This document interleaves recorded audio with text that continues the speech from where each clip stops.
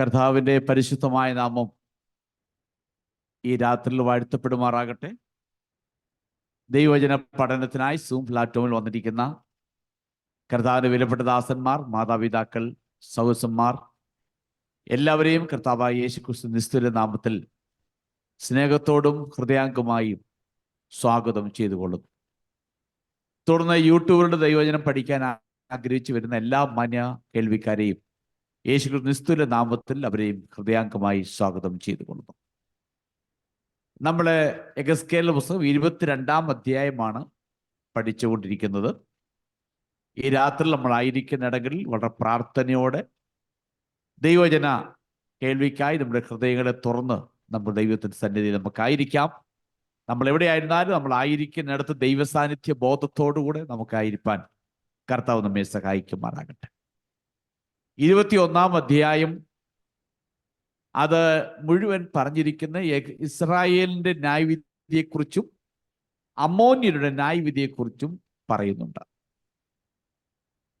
ഇസ്രായേലിനോടുള്ള ബന്ധത്തിൽ അവർക്ക് വരാൻ പോകുന്ന ന്യായവിധിയെക്കുറിച്ചും ഒക്കെ പറയുന്നുണ്ട്. ആ അധ്യായം എഴുതി അവസാനിപ്പിക്കുമ്പോൾ അമ്മോന്യർക്ക് വരാൻ പോകുന്ന ന്യായവിധിയെക്കുറിച്ച് പറഞ്ഞിട്ട് ആ ഭാഗം അവസാനിപ്പിക്കുന്ന ഇങ്ങനെയാണ്: ഇനി നിന്നെ ആരും ഓർക്കുകയില്ല എന്നൊരു ന്യായവിധിയുടെ സ്റ്റേറ്റ്മെന്റ് ആണ് പറഞ്ഞിരിക്കുന്നത്. എന്നാൽ യെരൂശലേമിനോടുള്ള അല്ലെങ്കിൽ യഹൂദയോടുള്ള ന്യായവിധിയെ കുറിച്ച് പറയുമ്പോൾ നിന്നെ ഈ നിലയിൽ വാളാൽ ആക്രമിക്കപ്പെടുമെന്നൊക്കെ പറഞ്ഞിട്ട് അവസാനം ആ ന്യായവിധിയുടെ സ്റ്റേറ്റ്മെന്റ് അവസാനിക്കുമ്പോൾ വെറുതെ ഓർക്കുകയില്ല എന്നല്ല പറയുന്നത്, അവകാശമുള്ളവൻ വരുവോളം അതില്ലാതെ ഇരിക്കും, അവന് ഞാൻ അത് കൊടുക്കും.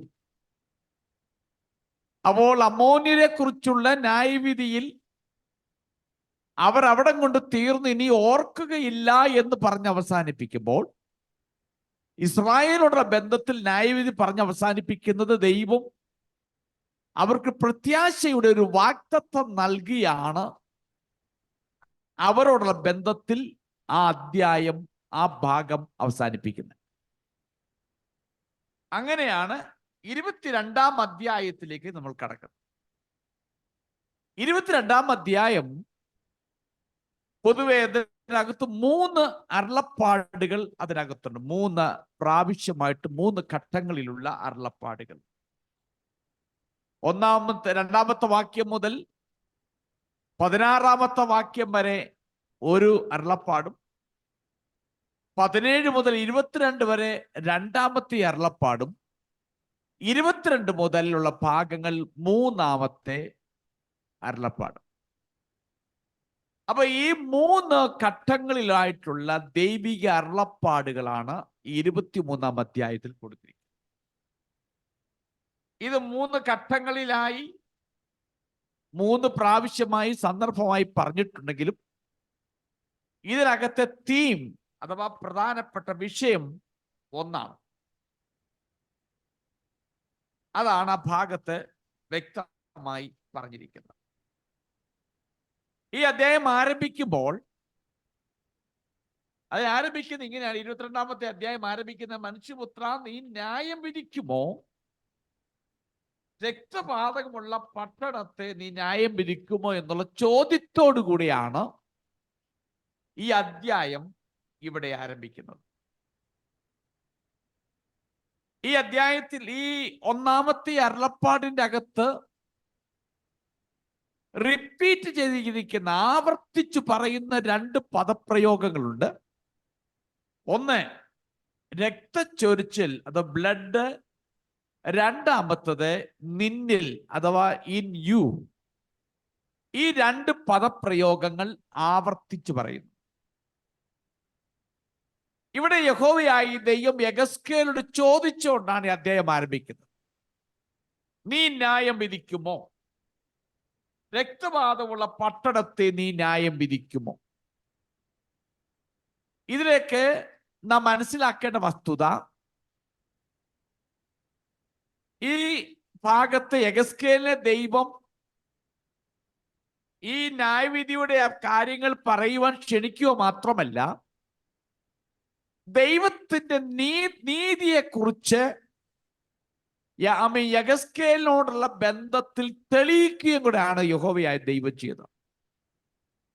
മനുഷ്യപുത്ര, നീ ന്യായം വിധിക്കുമോ എന്ന് ചോദിക്കാൻ കാരണം, നീ ഒരു ന്യായാധിപനായിരിക്കുകയാണെങ്കിൽ ഈ രക്തപാതകമുള്ള യെരുശലേമിനെ നീ വിധിക്കുമോ വിധിക്കത്തില്ലയോ?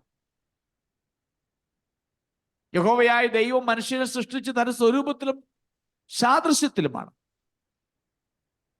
ദൈവത്തിന്റെ നീതി, സത്യം, ഈ വക സ്വഭാവ ഗുണങ്ങളോടുകൂടി തന്നെയാണ് മനുഷ്യനെ ദൈവം സൃഷ്ടിച്ചത്.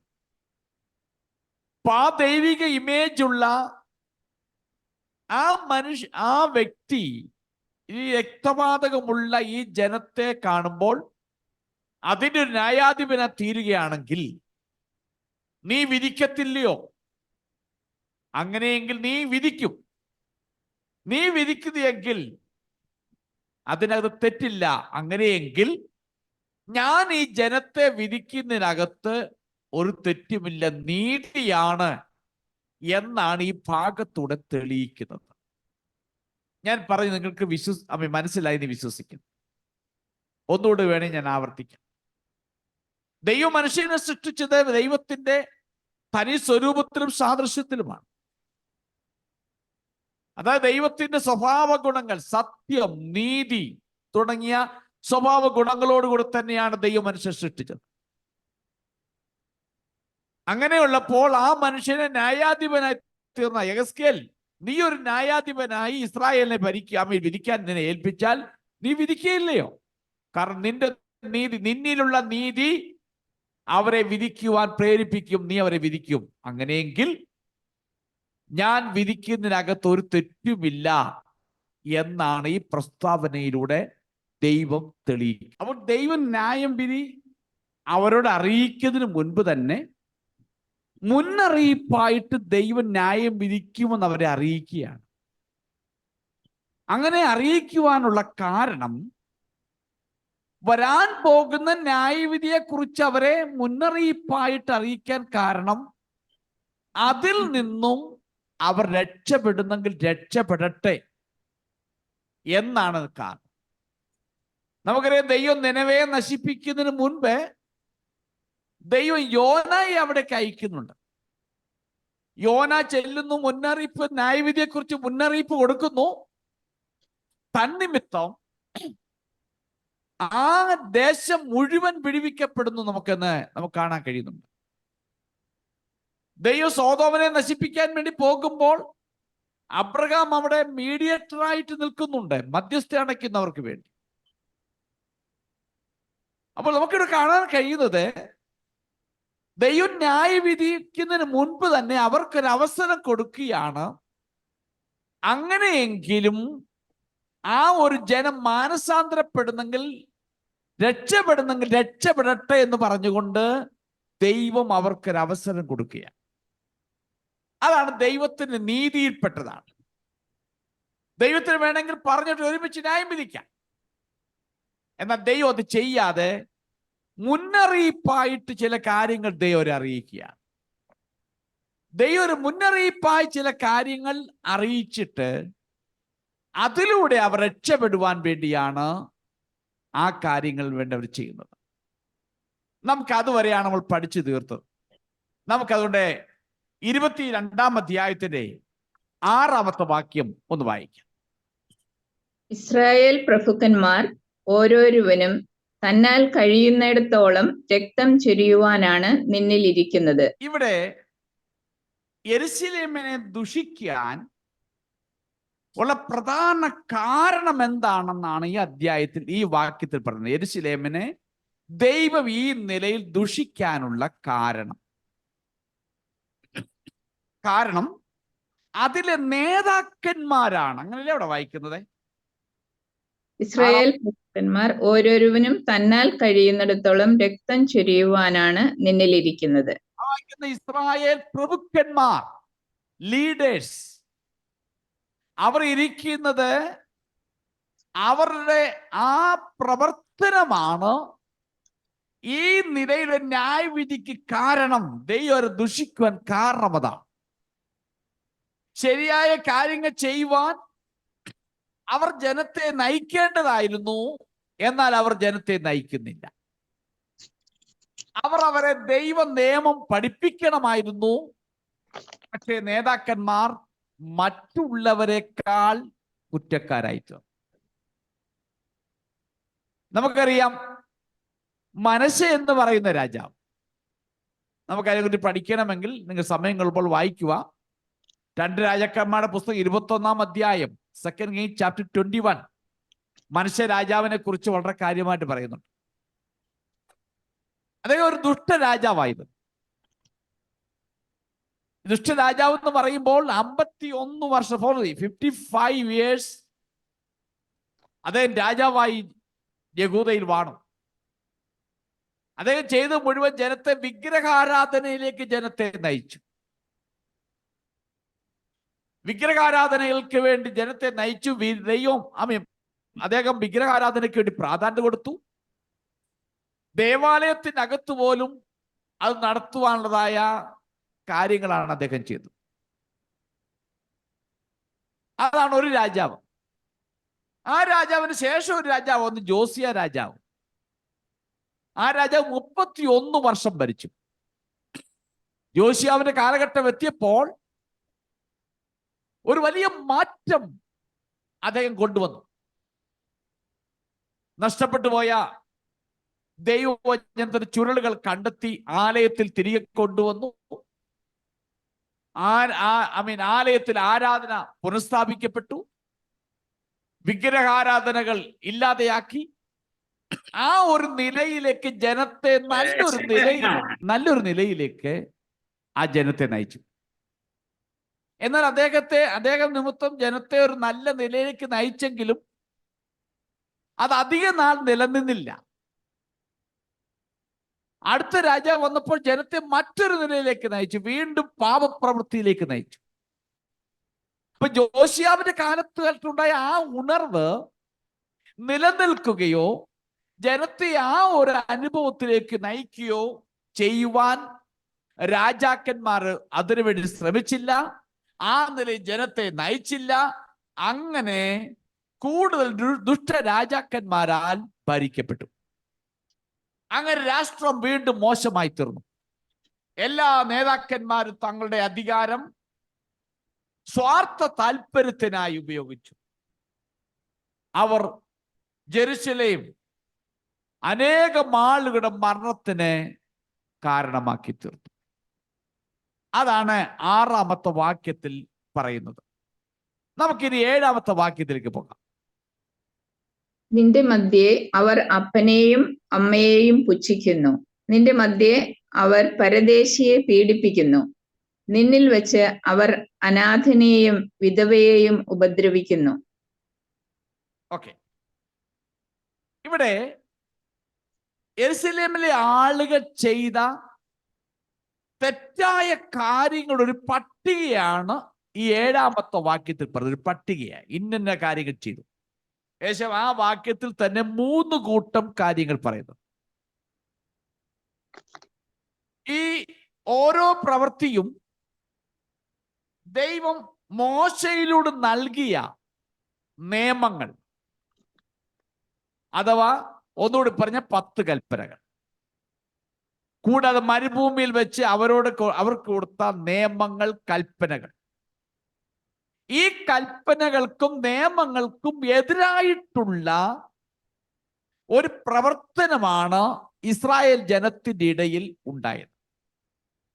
അതാണ് ഈ ഭാഗത്ത് എടുത്തു പറയുന്നത്. നമ്മള് ദൈവം നൽകിയ 10 കൽപ്പനകൾ, അതിലൊരു ഭാഗമാണ് ആദ്യം കാണുന്നത്. ഈ 10 കൽപ്പനകളിൽ ഒരു കൽപ്പനയ്ക്ക് വിരുദ്ധമായിട്ടാണ് ജനം നടന്നത്. അതെ, ഇപ്പൊ ഒന്നുകൂടി വായിച്ചേ അതിന്റെ 7-ാമത്തെ വാക്യത്തിൽ. നിന്റെ മധ്യേ അവർ അപ്പനെയും അമ്മയെയും പുച്ഛിക്കുന്നു. അവർ അപ്പനെയും അമ്മയെയും പുച്ഛിക്കുന്നു. നിന്റെ മധ്യേ അവർ പരദേശിയെ പീഡിപ്പിക്കുന്നു. ആ, ഇനിയും നിന്നിൽ വെച്ച് അവർ അനാഥനെയും വിധവയെയും ഉപദ്രവിക്കുന്നു. ഓക്കേ. ഈ 10 കൽപ്പനകളിൽ 5-ാമത്തെ കൽപ്പനയാണ് നിന്റെ അപ്പനെ അമ്മയും ബഹുമാനിക്കുക. ഇവിടെ അതിന് വിരുദ്ധമായിട്ടാണ് പ്രവർത്തിച്ചിരിക്കുന്നത്. നമുക്ക് മനസ്സിലാക്കണമെങ്കിൽ പുറപ്പാട് പുസ്തകം 20-ാം അധ്യായത്തിന്റെ 12-ാമത്തെ വാക്യം ഒന്ന് വായിച്ച്. എക്സോഡസ് ദൈവമായ യഹോവ നിനക്ക് തരുന്ന ദേശത്ത് നിനക്ക് ദീർഘായുസ് ഉണ്ടാകുവാൻ നിന്റെ അപ്പനെയും അമ്മയെയും ബഹുമാനിക്കുക. നിന്റെ ദൈവമായ കർത്താവ് നിനക്ക് തരുന്ന ദേശത്ത് നീ ജീവനോടിരിക്കുവാനും വാഗ്ദത്ത ദേശം കൈവശമാക്കുവാനും നീ എന്ത് ചെയ്യണം? നിന്റെ അപ്പനെ അമ്മയും ബഹുമാനി. അപ്പൊ ഇവിടെ ഈ 5-ാമത്തെ കൽപ്പനയാണ്. ഈ കൽപ്പനക്കെതിരെ ഉള്ളതായ ഒരു പ്രവർത്തനമാണ് ഇസ്രായേൽ ജനത്തിന്റെ അകത്ത് ഉണ്ടായത്. അവിടെ നമുക്കറിയാം, പ്രത്യക്ഷത്തിൽ നോക്കുമ്പോൾ തലമുറകളുടെ ഒരു വലിയ ഗ്യാപ്പ് അവിടെ ഉണ്ട്. ഒരു തലമുറ മറ്റേ തലമുറ.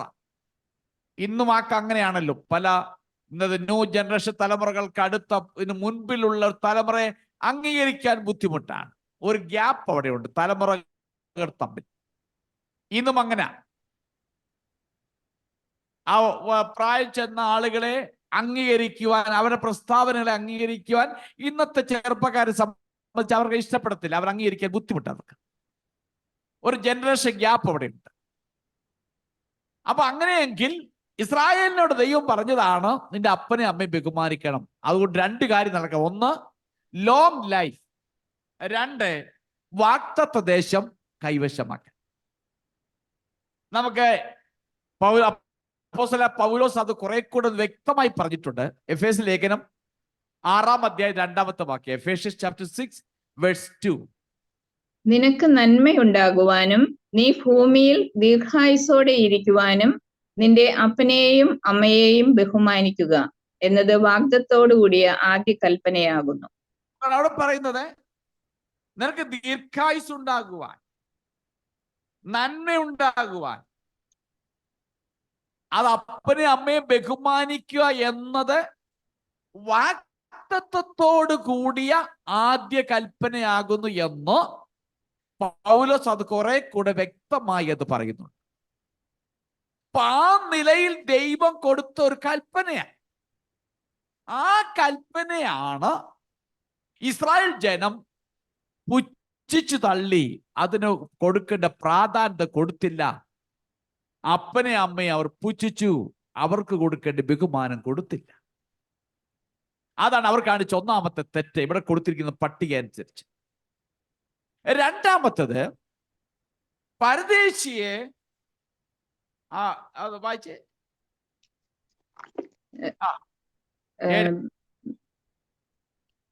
7-ാമത്തെ വാക്യാണ് വർഷം.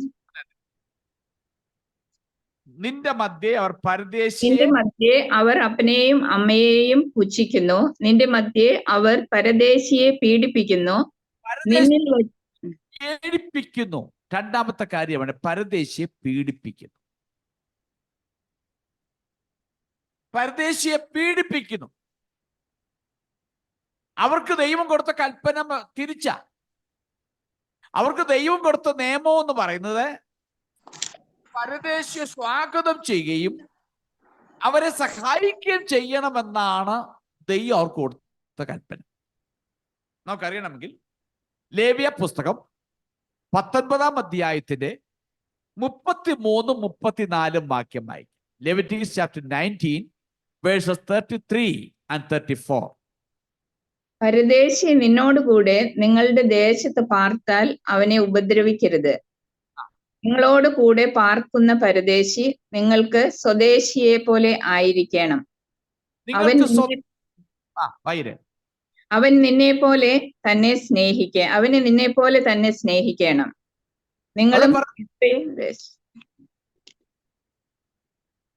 അവിടെ വായിക്കും, നിങ്ങൾ അവരെ ഉപദ്രവിക്കരുത്. നിങ്ങൾ അവരെ സ്വദേശിയെ പോലെ കാണണം. നിങ്ങൾ അവരെ നിന്നെ പോലെ തന്നെ സ്നേഹിക്കണം. കാരണം നിങ്ങളുടെ പിതാക്കന്മാരും ഒരു കാലഘട്ടത്തിൽ മിസ്രൈമിൽ പരദേശികളായി ജീവിച്ചവരാകിയാൽ നിങ്ങളുടെ അടുക്കുള്ള പരദേശികളെ നിങ്ങൾ ഒരിക്കലും ഉപദ്രവിക്കരുത്. ദൈവം കൊടുത്ത നിയമം.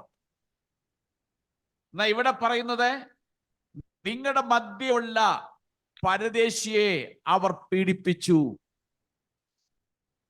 ഇതാണ് രണ്ടാമത്തെ നിയമലംഘിച്ചത്.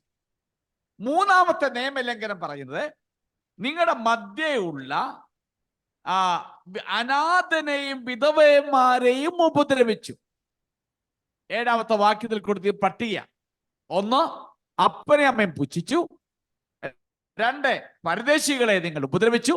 3, അനാഥരെയും വിധവന്മാരെയും നിങ്ങൾ പരിപാലിച്ചില്ല, അവരെ നോക്കിയില്ല. ദൈവം ഇവിടെ അവർക്ക് കൽപ്പന കൊടുത്തപ്പോൾ അനാഥനോടുള്ള ബന്ധത്തിലും വിധവന്മാരുടെ ബന്ധം എങ്ങനെ ആയിരിക്കണമെന്ന് യഹോവയായ ദൈവം പറഞ്ഞിരുന്നു. നമുക്കത് അറിയണമെങ്കിൽ പുറപ്പാട് പുസ്തകം 22-ാം അധ്യായത്തിന്റെ 22-ാമത്തെ വാക്യം വായിക്കും. Exodus 22:22. വിധവയെയും അനാഥനെയും നിങ്ങൾ ക്ലേശിപ്പിക്കരുത്. അവരെ വല്ല പ്രകാരത്തിലും ക്ലേശിപ്പിക്കുകയും അവർ എന്നോട് നിലവിളിക്കുകയും ചെയ്താൽ ഞാൻ അവരുടെ നിലവിളി കേൾക്കും. അവിടെ വായിക്കുന്ന വിധവന്മാരെയും അനാഥരെ നിങ്ങൾ ഒരിക്കലും ഉപദ്രവിക്കില്ല, അവരെ വിഷമിപ്പിക്കരുതേ, അവരെ ക്ലേശിപ്പിക്കരുതേ. അവരങ്ങനെ നിലവിളിച്ചാൽ ഞാൻ അവരുടെ നിലവിളി കേൾക്കും. അപ്പൊ നമുക്കിവിടെ മനസ്സിലാക്കാൻ കഴിയുന്നത് ഈ തരത്തിലുള്ള 3 തരത്തിലുള്ള പട്ടികയാണ്. അവർ ചെയ്ത തെറ്റാണ് 7-ാമത്തെ വാക്യത്തിൽ കൊടുത്തിരിക്കുന്നത്. ഇത് അവർ പാലിച്ചില്ല. യെരൂശലേമിലെ ജനങ്ങൾ അത് കാര്യമാക്കിയില്ല. സഹായം ആവശ്യമുള്ള ആളുകളെ സഹായിപ്പാൻ അവർ മുൻപോട്ട് വരണമായിരുന്നു. അവർ വരാതെ അതിനോട് അവർ എതിർപ്പ് കാണിച്ചു. ബലഹീനരായ ആളുകൾക്ക് അവർ എല്ലാത്തര തിന്മകളും ചെയ്തു. മറ്റൊരു കാര്യം, ഇവർ ദൈവത്താൽ തെരഞ്ഞെടുക്കപ്പെട്ട ആളുകൾ പരദേശികളെ അടിച്ചമർത്തുകയായിരുന്നു, വാസ്തവത്തിൽ ഉപദ്രവിക്കുകയായിരുന്നു. നമുക്കറിയാം, ഇസ്രായേലിനെ കുറിച്ച് പറയുമ്പോൾ ഇസ്രായേലിനെ സംബന്ധിച്ച് തെരഞ്ഞെടുത്ത് രാജകീയ പുരോഹിത വർഗമായിട്ട് ദൈവം തെരഞ്ഞെടുത്തു. ദൈവം അവരെ ആക്കി വെച്ച് അനേകർക്ക് ഒരു അനുഗ്രഹമായി തീരുവാൻ വേണ്ടി ആക്കി വെച്ചു. അങ്ങനെയാണല്ലോ അവരെ പിതാക്കന്മാരോട് പറഞ്ഞു, നിങ്ങളാൽ സകല ജാതികളും അനുഗ്രഹിക്കപ്പെടണം നിലയിലാണ് ദൈവം അവരെ അപ്പോയിന്റ് ചെയ്തിരിക്കുന്നത്. ദൈവം അപ്പോയിന്റ് ചെയ്ത് അങ്ങനെയാ, നിങ്ങളാൽ സകല ജാതികൾ അനുഗ്രഹിക്കപ്പെടണം. ദൈവം ആ നിലയിൽ അവരെ തെരഞ്ഞെടുത്ത് അവരെ ആക്കി വെച്ച സ്ഥാനത്ത് അവർ നേരെ ദൈവം പറഞ്ഞ നിയമത്തിന് വിരുദ്ധമായി പ്രവർത്തിച്ചു. അവരെ ആക്കി വെച്ചിരുന്ന സ്ഥാനത്തെ കുറിച്ച് അവർക്ക് ബോധ്യമില്ലാത്തവരെ പോലെ ജീവിച്ചു. അവരുടെ സ്ഥാനം അവർ മറന്നു, അവരുടെ ഉത്തരവാദിത്വം അവർ മറന്നു, ദൈവം അവരെ ഏൽപ്പിച്ച ദൗത്യം അവർ മറന്നു കളഞ്ഞു. അവരെ ദൈവം മധ്യസ്ഥരാക്കി വെച്ചു. ലോകത്തിന്റെ രക്ഷയുടെ ഒരു മാർഗമായി ദൈവം അവരെ ആക്കി വെച്ചു. എന്നാൽ അതിനെക്കുറിച്ചൊന്നും ഒരു ഉത്തമ ബോധ്യമില്ലാത്തവരെ പോലെ അവർ പെരുമാറി. അവരെ ദൈവം ആക്കി വെച്ചിരുന്ന സ്ഥാനത്തെക്കുറിച്ച് ഉത്തരവാദിത്വമില്ലാത്തവരെ, അതിന് ഒരു ഉത്തരവാദിത്വത്തെ കുറിച്ച് ബോധ്യമില്ലാത്തവരായി സ്വാർത്ഥരായി അവർ ജീവിച്ചു. അതാണ് 6-7 വാക്യങ്ങളിലൂടെ എടുത്തു പറയുന്ന കാര്യം. ദൈവമക്കളാകുന്ന ഈ രാത്രി എന്നെ കേൾക്ക് ദൈവമക്കളോട് ഞാൻ പറയട്ടെ, ദൈവം അവരെ ആക്കി വെച്ചിരുന്ന സ്ഥാനത്ത്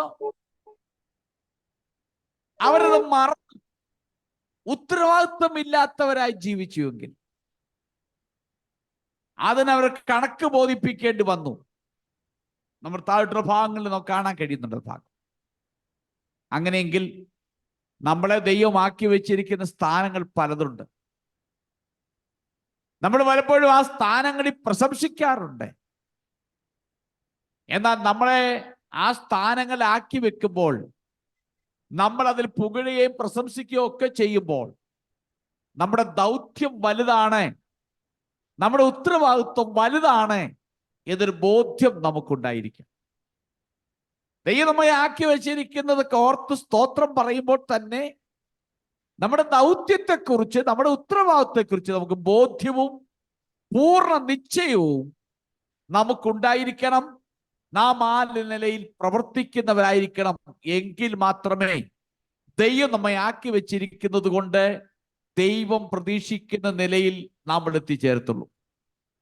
അതുകൊണ്ട് ദൈവത്തിന് പ്രയോജനമുള്ളൂ. അതുകൊണ്ട് നാം അത് ചെയ്യുന്നില്ല എങ്കിൽ ദൈവത്തിന് യാതൊരു പ്രയോജനം അതില്ല. അതുകൊണ്ട് നമുക്ക് ലഭിക്കുന്ന സ്ഥാനങ്ങൾ, നമ്മളെ ആക്കി വെച്ചിരിക്കുന്ന ഏത് കാലഘട്ടമായാലും എവിടെയായിരുന്നാലും നമ്മളോട് ചെയ്തെടുക്കാൻ ദൈവം എന്താ ആഗ്രഹിക്കുന്നുവോ അത് ചെയ്തെടുക്കാൻ നമ്മെ തന്നെ സമർപ്പിച്ചു കൊടുക്കുവാൻ നമ്മൾ ബാധ്യസ്ഥരാണ്. എല്ലാ പ്രിയപ്പെട്ടവരും ഒന്ന് മനസ്സിലാക്കണം, നിങ്ങളെ ദൈവം ആക്കി വെച്ചിരിക്കുകയാണ്. എന്തിനാണ് ആക്കി വെച്ചിരിക്കുന്നത്? നിങ്ങളുടെ ദൗത്യം എന്താണ് എന്നൊരു ഉത്തമ ബോധ്യം നമുക്ക് ഉണ്ടായിരിക്കണം. ഈ പറയുന്ന എനിക്കുൾപ്പെടെ എന്തിനാണ് ദൈവം എന്നെ ഭൂമിയിൽ വെച്ചിരിക്കുന്നത്? ദൈവം എന്തിനാണ് എന്നെ തെരഞ്ഞെടുത്തത്? ദൈവം എന്തിനാണ് ഈ അന്ധകാരമുള്ള നാട്ടിൽ നിന്നും അത്ഭുത പ്രകാശത്തിലേക്ക് എന്നെ നടത്തിയത്? എന്തിന്? രാജകീയ പുരോഹിത വർഗവും വിശുദ്ധ വംശവും സ്വന്തം ജനവും ആക്കി തീർത്ത് എന്തിന്? എനിക്കൊരു ഉത്തരവാദിത്വമുണ്ട്. ആ ഉത്തരവാദിത്വം മറക്കുവാൻ നമ്മൾ തയ്യാറാകല്ലേ? ഓരോ ദിവസവും നമ്മുടെ ഉത്തരവാദിത്വം നമ്മളൊന്ന് റിമൈൻഡ് ചെയ്തേ, ഞാൻ ആ ഉത്തരവാദിത്വം നിവർത്തിക്കുന്നുണ്ടോ എന്ന് നമ്മോട് തന്നെ ചോദിക്കുവാൻ നമ്മൾ ബാധ്യസ്ഥരാണ്. മറ്റുള്ളവരിലേക്ക് നമ്മൾ വിരൽ ചൂണ്ടാറുണ്ട്. മറ്റുള്ളവരിലേക്ക് വിരൽ ചൂണ്ടാതെ നാം നമ്മളിലേക്ക് തന്നെ വിരൽ ചൂണ്ടി ചോദിക്കാം, എൻ്റെ ഉത്തരവാദിത്വം ഞാൻ നിവർത്തിച്ചെടുക്കുന്നുണ്ടോ എന്ന് നാം നമ്മെ തന്നെ ഓർക്കുവാൻ, ചിന്തിക്കുവാൻ. അതില്ല എങ്കിൽ അതിലേക്ക് മടങ്ങി വരുവാൻ ഈ രാത്രിയിൽ ഈ വചനത്തിലൂടെ ഞാൻ നിങ്ങളെ ഹൃദയാംഗമായി സ്വാഗതം ചെയ്തുകൊള്ളുന്നു. നമുക്കിനിയും അതിന്റെ 8ാമത്തെ വാക്യം ഒന്ന് വായിക്കും. എന്റെ വിശുദ്ധ വസ്തുക്കളെ നീ ധിക്കരിച്ച് എന്റെ ശബത്തുക്കൾ അശുദ്ധമാക്കുന്നു. വായിക്കുന്നു, നേതാക്കന്മാർ ദൈവത്തെ ബഹുമാനിച്ചു, ദൈവം കൊടുത്ത നിയമങ്ങളെയും ദൈവം കൊടുത്ത കൽപ്പനകൾക്ക് വിരോധമായി പ്രവർത്തിച്ചു. അടുത്ത ദൈവം കൊടുത്തൊരു കൽപ്പനയാണ് ശബത്ത് ആചരിക്കുക. ശബത്തിനെ അശുദ്ധമാക്കുന്ന, ആത്യന്തികമാകുന്ന പാപത്തിലേക്ക് അവർ നയിക്കുന്നു ഈ നേതാക്കന്മാർ. ഈ ശബത്തിനോടുള്ള ബന്ധത്തിൽ നമ്മൾ ചിന്തിക്കുകയാണെങ്കിൽ, സബത്ത് സൃഷ്ടിതാവിനോടുള്ള ബന്ധത്തിൽ ആ സൃഷ്ടിതാവുമായിട്ടുള്ള ഒരു കൂട്ടായ്മ ബന്ധം, ആ ബന്ധത്തിന്റെ ഒരു മാർഗമായിട്ടാണ് ദൈവം അവർക്ക് ശബത്തിനെ നിയമിച്ചാക്കിയത്. ആ ശബത്തിലൂടെ സൃഷ്ടിതാവിനെ ഓർക്കുകയും സൃഷ്ടിതാവുമായിട്ടുള്ളതായ ഒരു കൂട്ടായ്മ ബന്ധത്തിലേക്ക് എത്തിച്ചേരുക എന്നുള്ളതാണ്. നമുക്ക് പുറപ്പാട് പുസ്തകം 20-ാം അധ്യായത്തിന്റെ 8 മുതൽ 11 വാക്യങ്ങൾ വായിച്ച്. Exodus 20 verses 8 to 11. ശബത്ത് നാളിനെ ശുദ്ധീകരിക്കാൻ ഓർക്കുക. 6 ദിവസം അധ്വാനിച്ച് നിന്റെ വേലയെല്ലാം ചെയ്യുക. 7-ാം ദിവസം നിന്റെ ദൈവമായ യഹോവയുടെ ശബത്ത് ആകുന്നു. അന്ന് നീയും നിന്റെ പുത്രനും പുത്രിയും നിന്റെ വേലക്കാരനും വേലക്കാരിയും നിന്റെ കന്നുകാലികളും നിന്റെ പടിക്കകത്തുള്ള പരദേശിയും ഒരു വേലയും ചെയ്യരുത്. 6 ദിവസം കൊണ്ട് യഹോവ ആകാശവും ഭൂമിയും സമുദ്രവും അവയിലുള്ളതൊക്കെയും ഉണ്ടാക്കി. 7-ാം ദിവസം സ്വസ്ഥമായിരുന്നു. അതുകൊണ്ട് യഹോവ ശബത്ത് നാളിനെ അനുഗ്രഹിച്ച് ശുദ്ധീകരിച്ചിരിക്കുന്നു. ഓക്കെ, ഇവിടെ എടുത്തു പറയുന്നു ഈ ശബത്ത് നാളിനെ കുറിച്ചുള്ള വ്യക്തമായ ചില ധാരണ കൊടുക്കുന്നുണ്ട്. ഈ പ്രത്യേക ദിവസത്തിലുള്ള നിയമങ്ങൾ ദൈവം അവർക്ക് നൽകി. അവർ ദൈവമായ യഹോവയെ ബഹുമാനിച്ചില്ല. നമുക്ക് ലേവ്യ പുസ്തകം 23-ാം അധ്യായത്തിൽ 2-ാമത്തെ വാക്യം വായിക്കാം. Leviticus chapter 23 verse 3. 6 ദിവസം വേല ചെയ്യണം. 7-ാം ദിവസം വിശുദ്ധ സഭായോഗം കൂടേണ്ടുന്ന സ്വസ്ഥതയ്ക്കുള്ള ശബത്ത്. അന്ന് ഒരു വേലയും ചെയ്യരുത്. നിങ്ങളുടെ സകല വാസസ്ഥലങ്ങളിലും അത് യഹോവയുടെ ശബത്താകുന്നു. നിങ്ങൾ ആയിരിക്കുന്നിടത്ത് നിങ്ങൾക്കൊരു ശബത്താണ്. ശബത്ത് എന്ന വാക്കിന്റെ അർത്ഥം റെസ്റ്റ്, സ്വസ്ഥത എന്നാണ് ശബത്ത് എന്ന് പറഞ്ഞു. ഇപ്പൊ ദൈവം അവർക്ക് നിയമങ്ങൾ കൊടുത്തു. എന്തിനാണ് ശബത്ത് നൽകിയിരിക്കുന്നത്, ആ ശബത്ത് നിങ്ങൾ എന്താണ് ചെയ്യേണ്ടത് എന്നീ കാര്യങ്ങളെ കുറിച്ച് ദൈവം അവർക്ക് നിയമങ്ങൾ കൊടുത്തപ്പോൾ അവർ അതിനോട് യാതൊരു വിധമാകുന്ന പ്രതികരണവും നല്ല നില ചെയ്യാതെ അതിനെ അവർ തോന്നുന്ന പോലെ യൂസ് ചെയ്യാൻ തുടങ്ങി. ആ ദിവസം അവർക്ക് വിശ്രമിക്കാനുള്ളതാണ്. വിശ്രമം എന്ന് പറയുമ്പോൾ ആ വിശ്രമം, ജീവിതത്തിൽ വിശ്രമം ആസ്വദിക്കുകയും ദൈവിക സന്തോഷത്തിലേക്ക് പ്രവേശിക്കാനുള്ളതായ ഒരു ദിവസമാണ് ശബത്ത് എന്ന് പറയും. നമുക്കറിയാം, നമ്മളെ സാധാരണ സൺഡേയിൽ നമ്മൾ ആരാധനയ്ക്ക് പോകുമ്പോഴും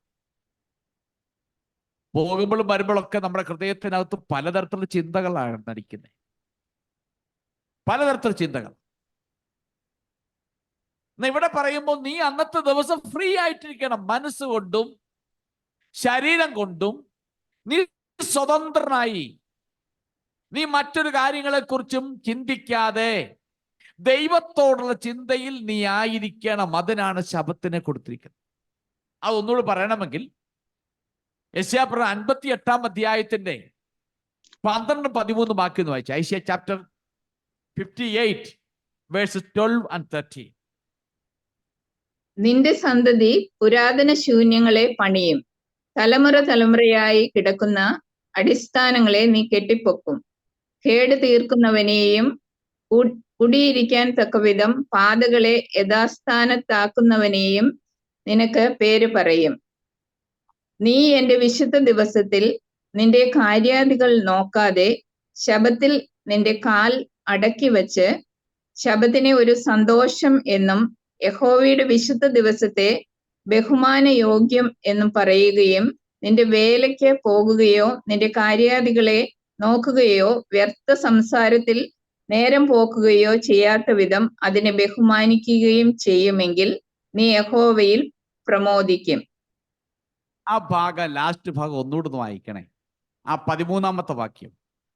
നീ എന്റെ വിശുദ്ധ ദിവസത്തിൽ നിന്റെ കാര്യാദികൾ നോക്കാതെ ശബത്തിൽ നിന്റെ കാൽ അടക്കി വെച്ച് ശബത്തിനെ ഒരു സന്തോഷം എന്നും യഹോവയുടെ വിശുദ്ധ ദിവസത്തെ ബഹുമാന യോഗ്യം എന്ന് പറയുകയും നിന്റെ വേലയ്ക്ക് പോകുകയോ നിന്റെ കാര്യാദികളെ നോക്കുകയോ വ്യർത്ഥ സംസാരത്തിൽ നേരം പോക്കുകയോ ചെയ്യാത്ത വിധം അതിനെ ബഹുമാനിക്കുകയും ചെയ്യുമെങ്കിൽ നീ യഹോവയിൽ പ്രമോദിക്കും. വായിക്കുന്ന വ്യർത്ഥ സംഭാഷണങ്ങൾ ഇടപെടാതെ അതൊരു സന്തോഷമാണെന്നും ദൈവത്തോടുള്ള ബഹുമാനമാണെന്നും ആ നിലയിൽ നീ ശബത്തിനെ കാണണം. അവ ചുരുക്കി പറഞ്ഞാൽ, ഒരു മനുഷ്യൻ ഫ്രീ ആയിട്ട് എന്ന് പറഞ്ഞാൽ ഒരു കാര്യത്തിൻ്റെ അകത്തും ടെൻഷൻ വരാതെ വിശ്രമിക്കുവാനുള്ള ഒരു ദിവസവും അതോടൊപ്പം തന്നെ അന്നേ ദിവസം ദൈവത്തോടുള്ള ബന്ധത്തിൽ ചെലവഴിക്കേണ്ടത് ദിവസമാണ്. അപ്പോൾ അന്നത്തെ ദിവസത്തെ കുറിച്ച് അവിടെ വ്യക്തമായി പറഞ്ഞു, നിന്റെ കാര്യാദികളിൽ നോക്കാതെ വ്യർത്ഥ സംസാരത്തിൽ നേരം പോക്കാതെ അതിനെ ബഹുമാനിക്കുകയും ചെയ്യുമെങ്കിൽ യഹോവയിൽ പ്രസാദിക്കും. അപ്പൊ വിശുദ്ധ ദിവസത്തെ ബഹുമാനയോഗ്യമെന്ന് പറയണം. ഇവിടെ ആ നിലയിലാണ് ദൈവം ശബത്തിനെ അവർക്ക് കൊടുത്തത്. ബഹുമാനയോഗ്യമാണ് ദൈവത്തിന്. നമുക്ക് തോന്നുപോലെ സ്പെൻഡ് ചെയ്യാനുള്ള ദിവസമല്ല, പിന്നെ പൂർണ്ണമായും ശാരീരികമായും മാനസികമായി റെസ്റ്റ് എടുക്കുകയും ദൈവവുമായിട്ടുള്ള ബന്ധത്തിൽ മുൻപോട്ട് പോകുവാൻ കുറെ കൂടെ ആ കൂട്ടായ്മ ബന്ധത്തിൽ വർദ്ധിക്കുവാൻ വേണ്ടിയാണ് ദൈവം അവർക്ക് ശബത്തിനെ കൊടുത്തത്. എന്നാൽ ആ ശബത്തിനെ അശുദ്ധമാക്കുന്നതിലൂടെ എന്ന് പറഞ്ഞാൽ ഈ പറഞ്ഞ നിയമങ്ങൾക്കെല്ലാം വിരുദ്ധമായി അവർ പ്രവർത്തിച്ചതിനാല് അവർ ജീവിതത്തിൽ ദൈവമായിട്ടുള്ള കൂട്ടായ്മ ബന്ധമില്ലാത്തൊരു ജീവിതത്തിലേക്ക് അവർ നയിക്കപ്പെട്ടു. താഴോട്ടുള്ള വാക്യങ്ങൾ വായിക്കുമ്പോൾ എല്ലാ തരത്തിലുമുള്ള ലൈംഗിക പാപങ്ങളിലേക്ക് അവർ നയിക്കപ്പെട്ടു. അതെ, അഴിമതിയിലേക്കും എല്ലാ തരത്തിലുമുള്ള സാമ്പത്തികമാകുന്ന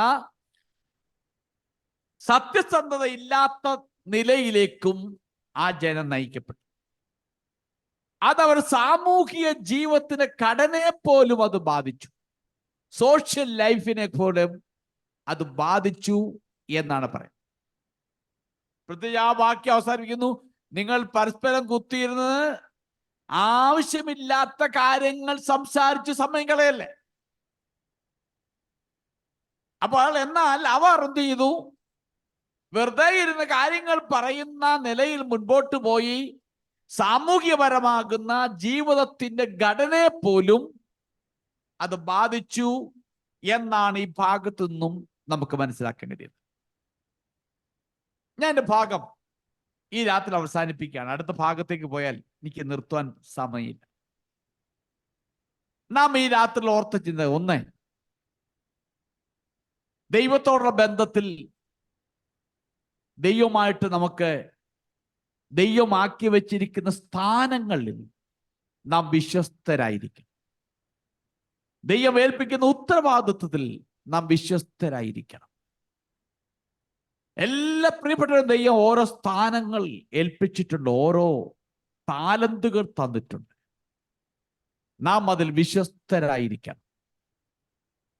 ഇപ്പോൾ നമ്മൾ ഓർപ്പിച്ചതുപോലെ ദൈവം നമുക്ക് നൽകിയിരിക്കുന്ന നിയമങ്ങൾ, ദൈവം തന്നിരിക്കുന്ന കൽപ്പനകൾ, നാം അത് പാലിക്കുവാൻ ബാധ്യസ്ഥരാണ്. ദൈവമായിട്ടുള്ള ബന്ധത്തിൽ നാം എങ്ങനെയായിരിക്കണമെന്ന് ദൈവം പറയുമ്പോൾ നാം ദിവസത്തിനല്ല പ്രാധാന്യത.